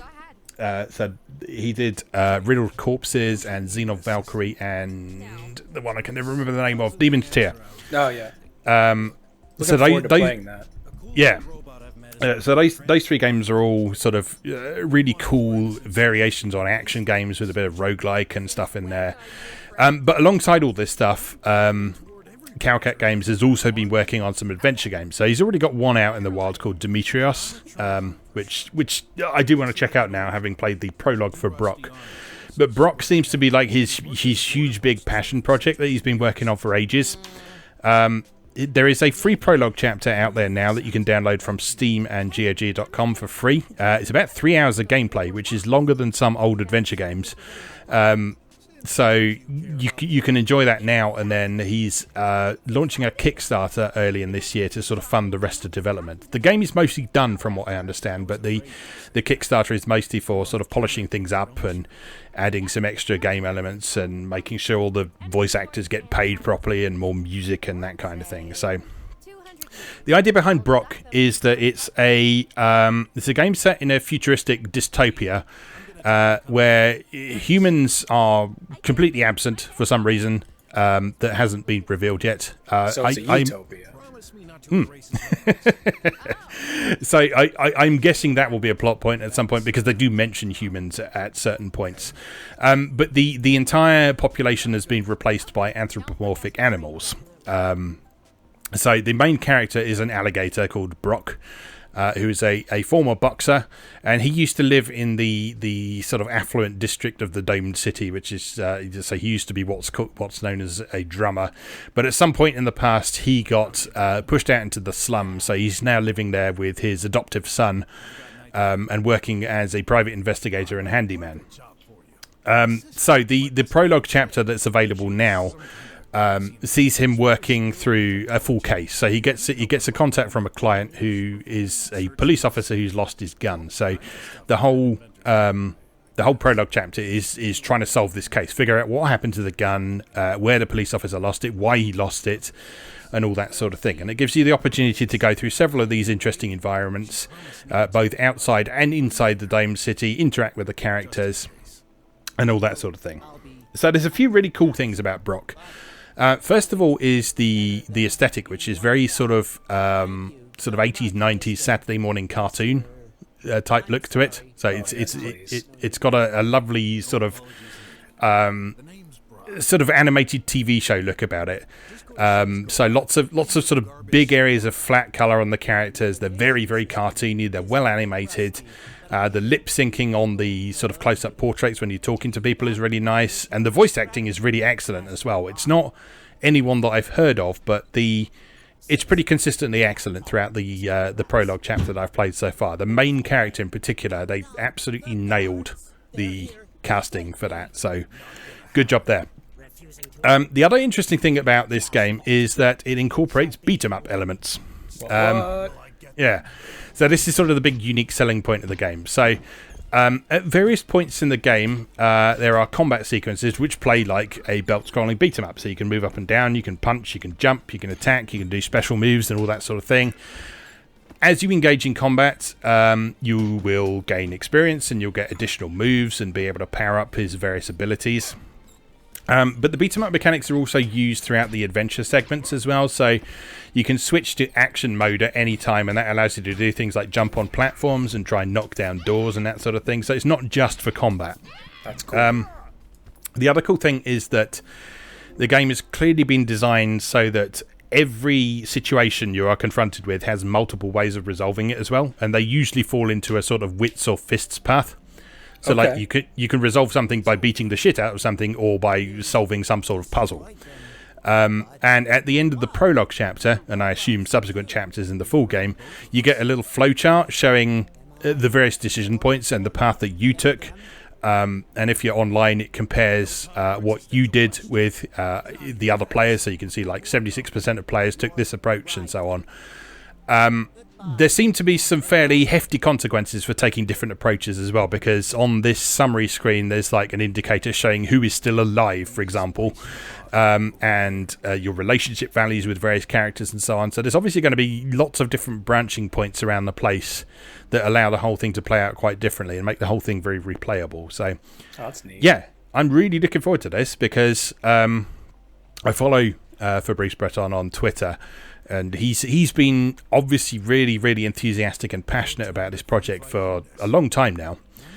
And it's just nice to see it gradually coming to fruition. And it seems like the finished product is going to be something very special. So, yeah, I wish him the best of luck. And I look forward to playing the whole thing there. And I would recommend anyone who is curious about what I've talked about there to check out the free prologue chapter. Because you can just pick it up, play it several times, and like I said, there's a good 2 or 3 hours of gameplay there as well. So it's exciting. Yeah, it's God, I love a good indie project coming together. Yeah.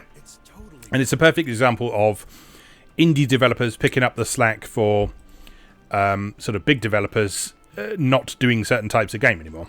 Sure. So like the point and click adventure used to be huge 30 years ago. So like early 90s, the point and click adventure was AAA. That was what your AAA games were. They were point and click adventures from LucasArts and Sierra. Sure. Now they are very niche interest indie things, but there are still loads and loads of people out there who have very fond memories of those days when point and click adventures were the new hotness. And so there's a real market for this sort of thing. And blending it with sort of modern game developments and improvements in mechanics and presentation and that sort of thing as well. Yeah, it's ideal. Yeah, this sounds really interesting. Especially, you know me, I'm more of like an action guy and like a hard-boiled mechanics guy. So, I generally speaking, I bounce off of traditional adventure games. Not that I don't like the puzzle-solving elements of them, but I just need more in terms of like a classic gameplay hook. Yeah. That's why I'm enjoying Origami King so much, because it's got the RPG combat and the exploration elements along with the adventure game style puzzle solving. So to have this beat 'em up hook in there sounds like something I would really be able to get behind. Yeah. The other nice thing with this is there's this sort of collectible aspect in there as well that ties in with making the adventure aspect a bit more accessible, I guess you'd call it. So every room you visit in the game, every environment you visit in the game has 3 like hidden objects, either secreted in pieces of scenery or in some cases hiding in plain sight. And you can find those and you can use those as currency to unlock hints. So, and it does that in 3 stages. So if you're in a place and you're not sure what to do, you can spend one of these to get a vague hint on what you might want to look at or think about doing next. Then the second one gives you slightly more specific information. And the third one gives you the solution. So it should be pretty rare that you get completely stuck on this, which is good because it's obviously shaping up to be quite a long game. And the old adventure games, the early 90s ones that I was talking about, if you knew what you were doing, those were really short. I recorded a playthrough of a game called Rise of the Dragon the other night, and the whole game is an hour and a half if you know what you're doing. Yeah. But it took me months to get through that when I first played it, just because you'd get stuck for weeks at a time because there weren't readily available walkthroughs or anything like that. Yeah. You just had to figure everything out for yourself. Yeah, I remember the longevity of the majority of those games was just simply because the puzzles were nonsense. Yes. I remember playing... I used to play the Kirandia series. Yes. And like I remember there being a puzzle in the one where it was like there was like a taco stand and like someone wanted like mayonnaise to go on his fish tacos, and like you had to go through this whole thing to like find the mayonnaise for like the fish taco. It was just like what is going, like that specifically like sticks out to me as like a distinct like just nonsense puzzles and like nonsense solutions.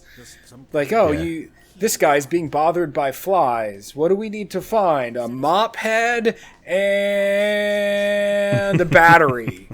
Like, it never made sense. Yeah.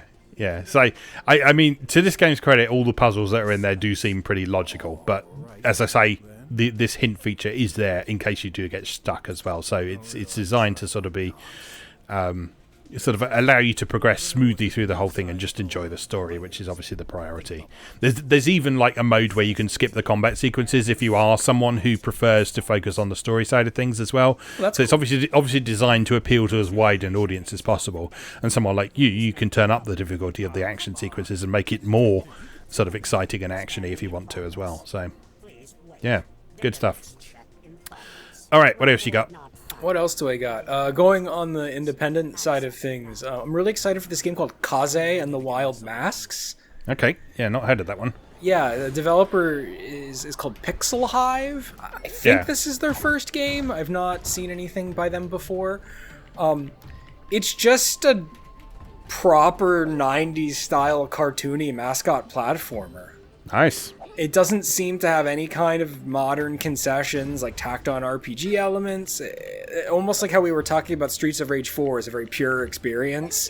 Yeah. It's just a kind of an old school beat 'em up made with modern hardware and modern performance enhancements, but still very much an old school game in terms of the way it plays. That's what this appears to be as well. there's different like transformations. You get the different masks, and they give you abilities like flight or whatever as temporary power-ups, and it's just absolutely sumptuous pixel art, like massive, expressive, well animated sprites.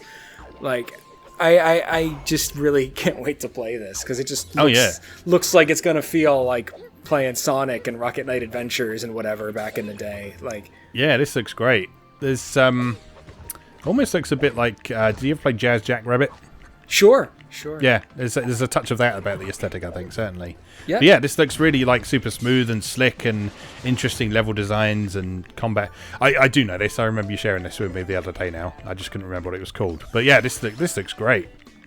Yeah, and, we did a whole episode, what was it, 2 years ago, about how much we love 2D 16-bit platformers that aren't necessarily Sonic or Mario. It's like when something like this emerges and it looks to be really well made and executed with a certain amount of care, because it's very easy to slap one of these together and just kind of cash in on the idea of it. But like this one looks quite lovingly crafted. Definitely. They look very much like they know what they're doing with this. Yeah. So I'll be really interested to see how this turns out. And kind of going on character platformers too, I'm really excited for Balan Wonderworld. Oh yeah, yep. I know we've mentioned this once or twice before, especially when it was like announced back at like not E3 time, but Square Enix has teamed up with Yuji Naka, basically the father of Sonic the Hedgehog, and they started this development team within Square Enix called the Balan Company. And Yuji Naka has paired up with Naoto Oshima, which is another one of like the fathers of Sonic the Hedgehog. Apparently they haven't actually worked on a game together in almost 20 years. And they are making this new 3D character action platformer under Square Enix in what appears to be kind of a brand they're trying to establish. So they've created this character Balan, and it's this kind of goofy, cartoony guy with a top hat and a weird grin, and I think they're trying to establish this as a property, almost like a Sonic the Hedgehog kind of thing, where they want to make other games within this world with this character. So this is the first entry in what they hope to establish as a series, and it's very easy for developers to come out with lofty goals in these announcement trailers, but in the initial announcement trailer, Yuji Naka claimed that this, quote, packs in everything you can imagine from the genre. It is the action game of action games. Like, he's very excited about, what the modern hardware is allowing him to do in terms of creating a 3D action game. There appears to be a ton of content. It's very ambitious. I guess the hook of the game is costume-based transformations that then yield different abilities for the characters. Apparently there's going to be 80 of those. So I don't know how varied the actual abilities are going to get, but there is apparently 80 different costumes for the characters to transform with. Yeah. The whole aesthetic is super reminiscent of Naka's other works. Nights into Dreams, of course, and I love Billy Hatcher and the Giant Egg, but I'm pretty in the minority in that. But and this is coming at pretty much everything: PS4, PS5, Xbox, Switch, Steam. But this is genuinely, to me, the game I'm most excited about potentially getting a PS5 for. The aesthetics are so bright and beautiful. I just want to see this on the best possible hardware. There's also like the nostalgia part of me. There's something that feels so right about your first game for a new console being a cartoony action platformer. Yeah, I know what you mean. It's like when you're a kid and you got Mario or Sonic, or like my first game I bought for the PS4, love it or hate it, was Knack, because it felt like the right thing to do. When you buy a new console, you buy a cartoony action platformer. Yeah. So to me, this is like the PS5's killer app. and like I'm really looking forward to it. I think March it's supposed to come out. That's when I'm hoping to be able to snag a PS5 to play this on, because I don't really want to play it on lesser hardware. the graphics and the presentation are so stylized and the colors are so vibrant. I just want this thing to sing on my 4K TV. Yeah. Understandable. Cool. Right. What else have I got? Galgun Returns. Oh, yeah. Which is actually out very soon. Out in February, I think, I want to say. Unfortunately, the Xbox One version was cancelled recently, if you haven't seen that news. So it's now just coming out on Windows, PC, and Switch. That's a shame. The Xbox community was probably really geared up to play that. Yes, I'm sure. But yeah, the reason for that was that Microsoft wanted them to make some edits to it for the Xbox version, and PCube said no. So good on them, I say. So yeah, we are getting sort of the full uncut version on PC and Switch in February. So yeah, this is a game that I'm very interested to play because I mean it's the origin of the Galgun series with new stuff.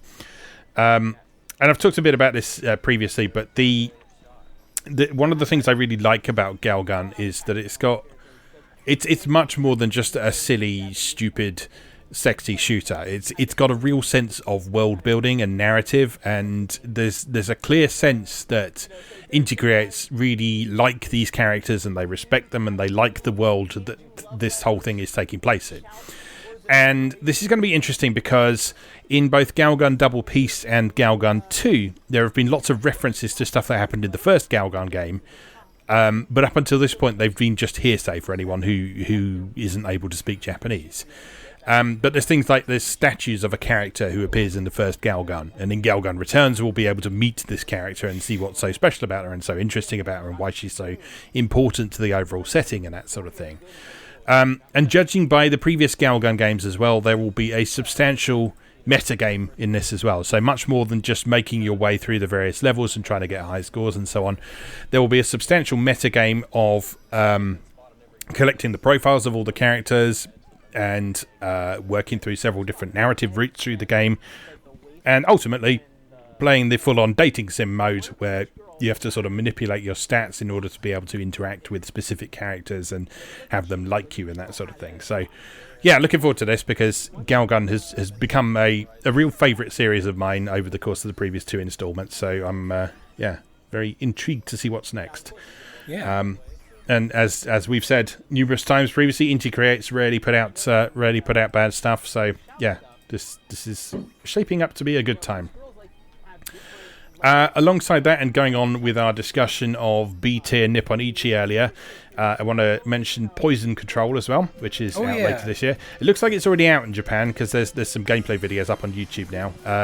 So I'm still really sort of kind of trying to struggle to figure out exactly what this game is, but I know that it looks cool and I want to play it. From what I can make out, I'm actually seeing a certain resemblance to Penny Punching Princess and Princess Guide in terms of gameplay, because it seems to be very kind of arena based in battles, so sort of confining you to a small area of a level at a time and tasking you with completing these individual encounters as you go through. But the twist in this one seems to be, rather than just combat, there's an almost kind of kicks style element to it where you're cleaning up the poison that's on the ground. So you switch between 2 characters. One character can actually fight off the enemies with like some sort of gun or ranged attack or something like that. And the other character can run over the poison on the floor and clean up the poison on the floor. So, and it appears that in each battle there's sort of like a quota of poison you need to clean up in order to progress onwards. And then there's things you can pick up from defeating the opponents, and you appear to get rated on like time and damage and experience and that sort of thing. So, like I say, I don't know a ton about what this game is, what it means, how you play it, all that sort of thing. I just know that based on past experiences with B-tier Nippon Ichi, I'm keen to play it. And the main female character has some of the jiggliest boobs I've ever seen, judging by this footage. I have mixed feelings about that. Oh dear. Right, other stuff that I'm keen to look at. Root Film is out this year as well. This is a follow-up to Root Letter. So, Root Letter, if you've not come across it before, is an adventure game / visual novel. It's kind of an adventure game in the old school Japanese style, in that it is mostly a linear visual novel, but rather than just sort of advancing through text, you advance the story by sort of making sure you click on the right things or you interact with the right characters at the right time and occasionally use items. So in execution, it's very similar to Capcom's Ace Attorney series, and I've described it as Ace Attorney for the over 30s on several occasions, because it's got quite a sort of mature storyline with adult age characters who are sort of going through adult things, but also them looking back on their past life as school kids as well. So there's some interesting narrative stuff going on in that game. Root Letter also got remade as well. It got a version where you can play the version with the original art, or you can play a version with live action photograph versions as well. So that's cool. Sort of Shibuya Scramble style. Yeah, exactly. It adds a sort of really interesting twist on the presentation, and the whole vibe of the game is different when you play it with the different art as well. Root Film sticks exclusively with sort of stylized artwork. It's got a very bold, high contrast style about it. It's rather than being a sequel to Root Letter, it's sort of a thematically similar game, from what I understand, rather than like a direct follow-up as such. I don't know a ton about the story or what goes on in it, but based on how much I enjoyed the first Root Letter, I'm looking forward to this a great deal as well. I like Japanese adventure games. They tend not to be super challenging in terms of puzzles and stuff, but that's not necessarily a bad thing, like we talked about with Brok. If it's a game that's narrative-centric, you don't want it to put up too much resistance along the way. But Root Letter struck a good balance, because it had interesting decisions for you to make along the way that could branch the story off in different directions. And it had parts where you had to sort of present the right pieces of evidence at the right time while you were talking to people. And had a really interesting like emotional mechanic in it as well. So while you were having a discussion with people in Root Letter, there were certain times where there was like this pulsing meter, and you had to use it to determine how intensely you were going to argue your point to the person. So you had to sort of decide whether you were just going to sort of try and gently or calmly argue your point, or if you're going to yell in their face. And at one point, there was one point where you have to let it exceed the top of the meter, and it's you basically blowing your top at them and going completely ham on them. So yeah, there were some really interesting things going on with that. I don't know how much of that makes it into Root Film, but I imagine at least some of that will be along the way. So yeah, that's one I'm looking forward to. What else you got? On the category of stuff that's old, but I'm finally going to get to it next year, is Chasm. Oh, yeah. Yeah, so Chasm is not new. It's been available on various platforms since 2018, so it's been around for a while now.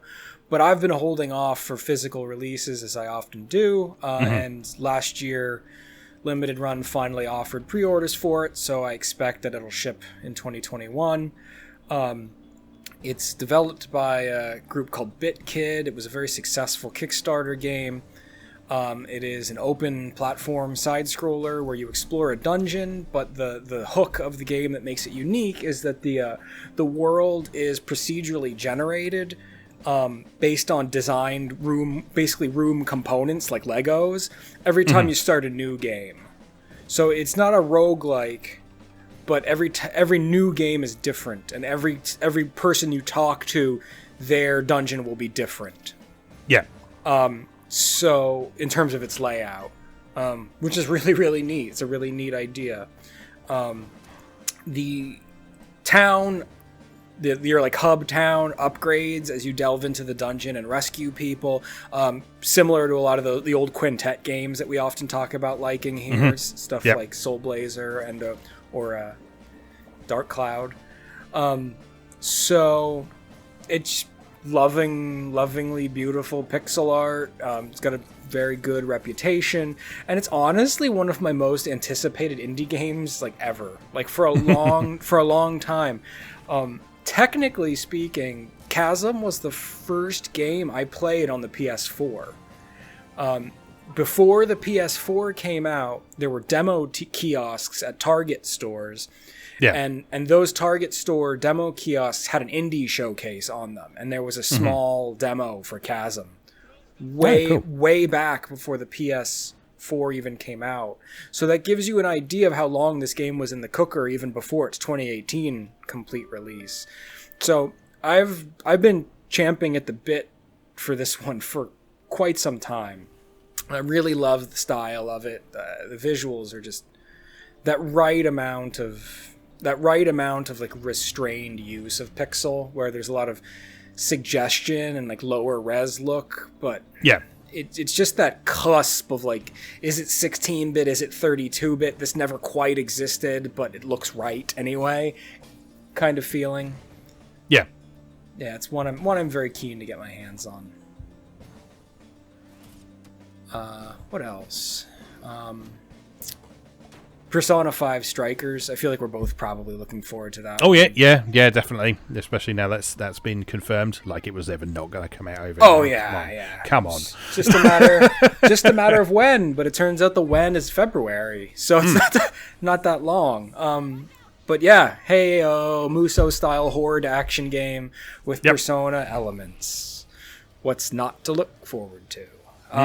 You know, the personas drop from enemies just like the weapons basically in traditional Muso games. So you'll be able to fuse them and collect them and level them up, which is basically how weapons have been handled in the Dynasty Warriors games for years now. So that should be a very clean and clear fit.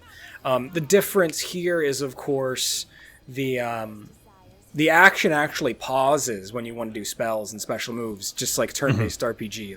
Like the screen stops and your menus come up.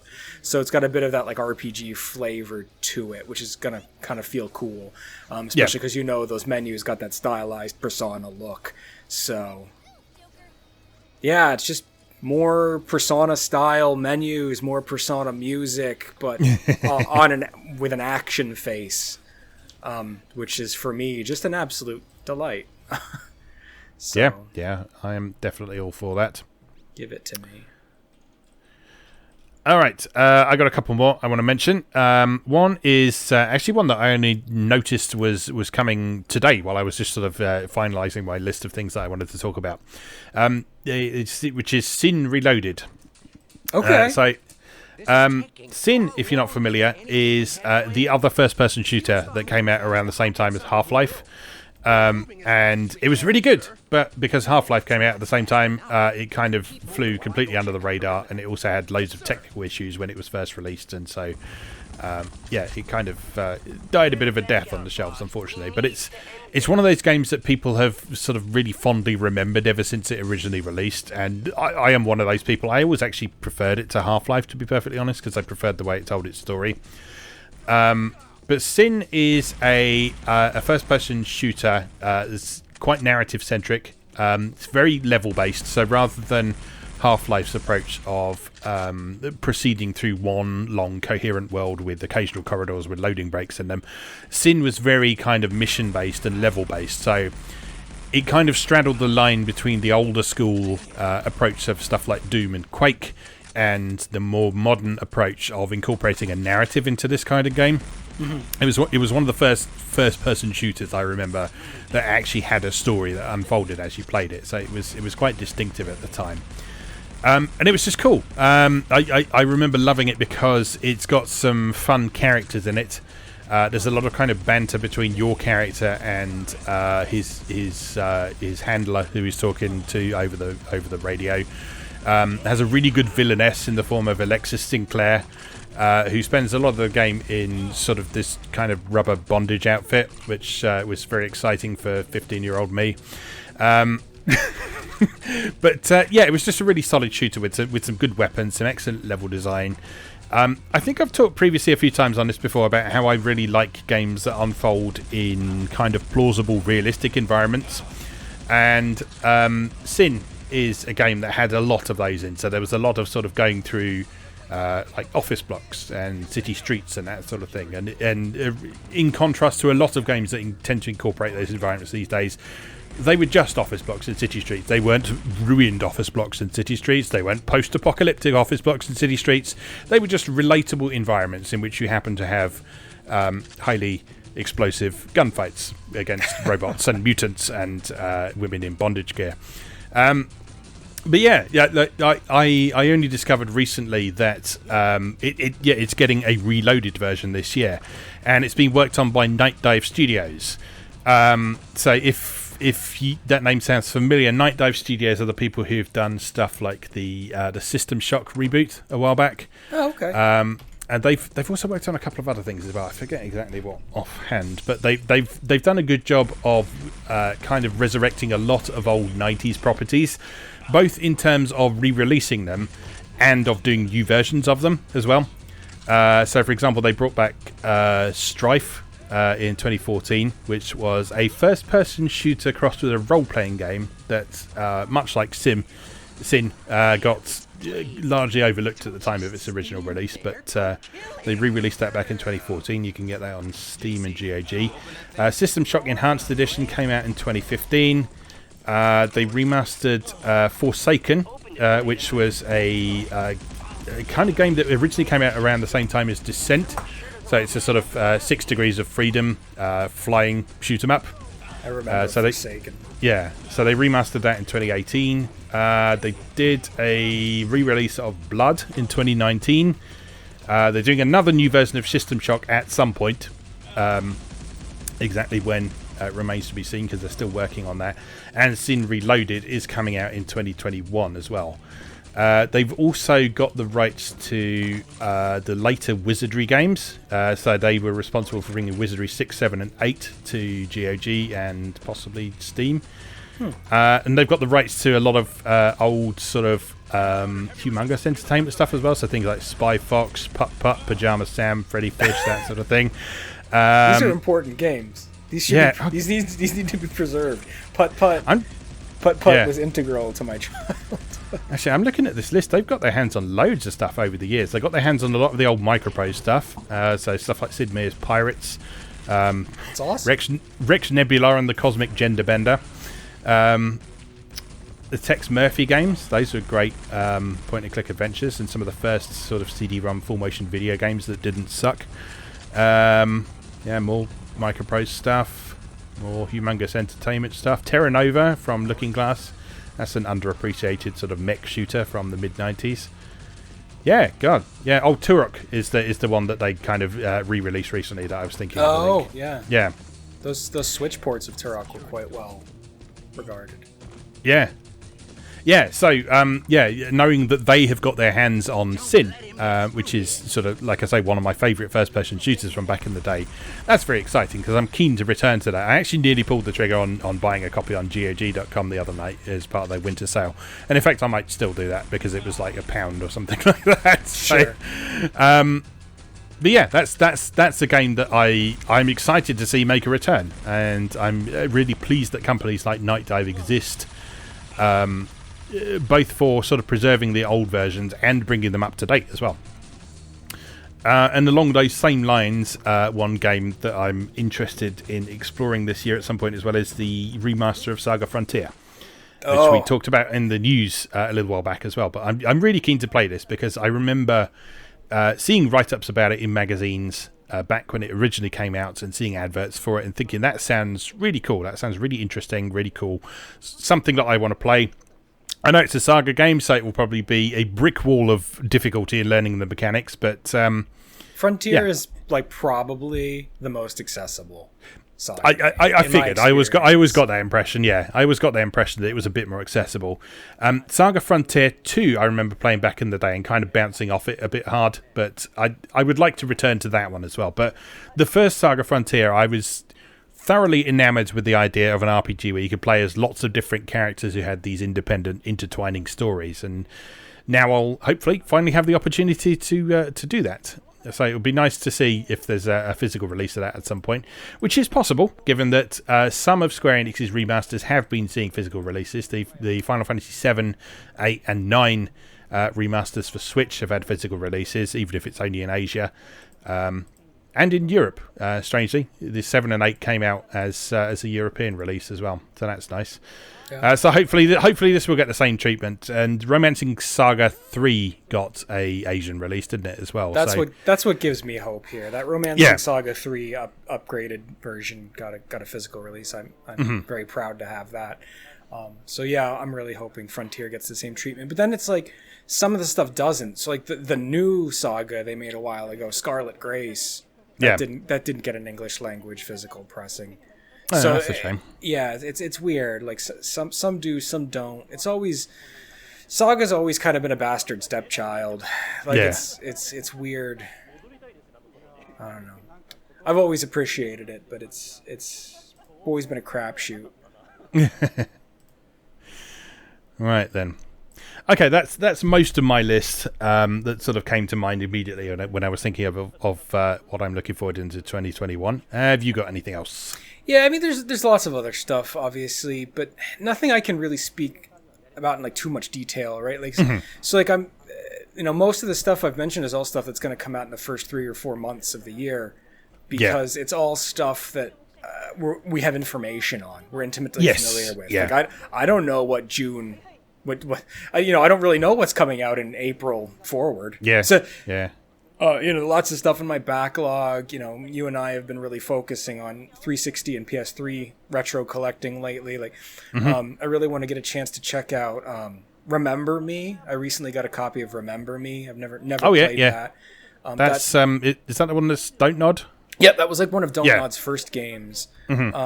Published by Capcom, with kind of a action combat with some adventure game mystery solving elements associated with it, and this kind of future, beautiful like Euro future. Really cool, really keen to check that out. I recently picked up copies of the Mugen Souls games, which are kind of like Nippon Ichi's Disgaea games, like the philosophy of like bigger numbers, more, but applied to like turn-based role-playing game combat. So I never got a chance to check those out when they were new. So that's something I want to spend some time with this year. You remember how I said at the start with stuff that's been on your shelf for a decade? Well, that's me and Mugen Souls. yeah, for sure. Those games are intimidating because they're supposed to be massive. Yeah, I've actually got a fair few PS3 RPGs I want to look at some point, and a lot of them are from Nippon Ichi and sort of surrounding environs. So, the two Mugen Souls games are ones I want to look at. I know it's probably not going to be great, but I do want to look at Trinity Universe from Compile Heart, because as the sort of direct predecessor to Neptunia, I think that's going to be really interesting. One of the first games with Suniko artwork and guest appearances from other characters. From other games. There's the two.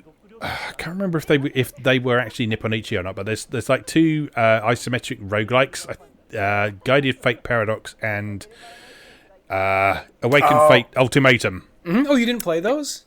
No, I've got them, but I haven't played them yet because cool. I had this grand plan of playing ZHP on the PSP first. But then I realised that game is like a 1,000-hour commitment, like a Disgaea game. But I might still try and play those in sequence at some point. Because I really enjoy what I have played of ZHP or ZHP or whatever you want to call it.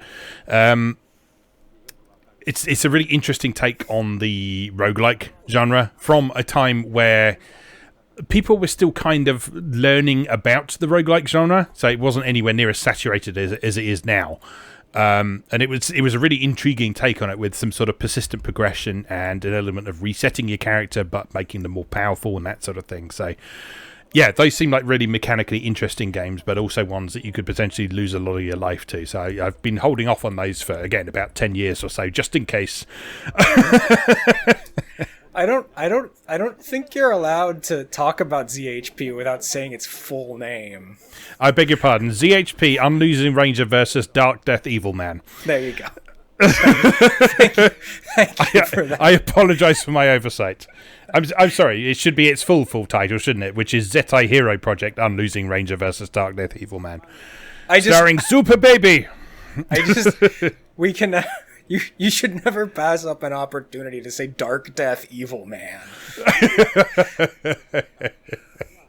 Oh, that is a fun game, actually. I must return to that at some point. That is, I think, one of the first games I played where the first thing you do is fight the final boss and lose. And one of the really fun thing about that game is as you progress through the game, you fight the final boss again, but you fight him in the style of various different RPGs as the game progresses. So the first time you fight him, it's like Final Fantasy 1 graphics, and as you progress, it's like more and more advanced graphics and 16-bit backgrounds and better music and that sort of thing, until by the end you're sort of indulging in sort of full-on pyrotechnic RPG from the period. That's awesome. Yeah. Oh, so cool. Oh, right, God. I'm never going to get through all these games, am I? No. Consider it an investment in your retirement. Indeed. Ooh, one more I want to slap down. I can't really talk about it because I've specifically been avoiding everything. Yep. But Papa wants Bravely Default too. Yep. Yeah. The original Bravely Default is probably my favorite, if not my absolute favorite, and one of my favorite games of the past decade. Mm-hmm. Akihiko Yoshida is one of my all-time favorite artists. Like, his specific vision of like what a fantasy world looks like, his use of line and color are just like inherently pleasing to me. So anytime he's working on character design in a game, I didn't even play the demo of this. I've stayed into dark because it's so super important to me. But yeah, Bravely Default too. Yep. For sure. All right, are we done? I think so. I think that's We've already named substantial.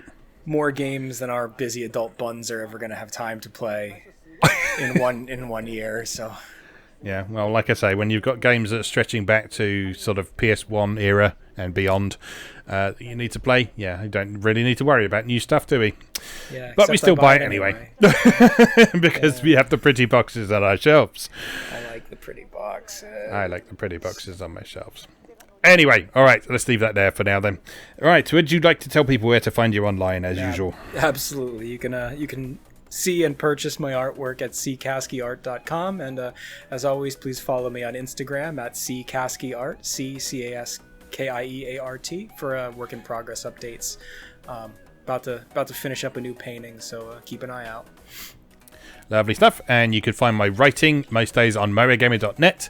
Like I say, we're just finishing off the Ireland series. I just posted the last piece on Atelier Lilua today at the time of recording. So we'll be moving on to the Dusk series next. Alongside that, as I said earlier, I'll be looking at some Bizarre Creations games from over the years as well, along with the usual coverage of Evercade and retro gaming and whatever I feel like writing on any given day, which has always been how I do things, and it seems to work out just fine. So don't forget to follow me on YouTube as well. Subscribe to me, whatever the official word is. Smash that like button. Smash that like button. Smash it harder, and ring the bell and all that bullshit. If you are listening to this podcast on SoundCloud, don't forget there's a video version that you can watch with footage of the stuff that we have talked about, where I've been able to find some. Obviously, in the case of some upcoming stuff, I will have very limited stuff to work with, but I'll do my best. On YouTube as well, there's also the weekly Atari A to Z series, where I look at Atari 8-bit, Atari ST, and games from the Atari Atari Flashback Classics collection for Nintendo Switch. I'm going to be doing something with the Atari Jaguar this year as well. Haven't decided exactly what yet, and don't say throw it in the bin, because I spent a lot of money on it. So I'll be doing something with Atari Jaguar in the new year, but remains to be seen exactly how I handle that so far. And then, of course, there's the weekly short play episodes on there as well, which is just whatever I feel like covering any given week, and other bits and bobs as well as you see fit. Right, so that's it. Just remains for us to say, as always, thank you very much for watching and or listening, and we'll see you again next time.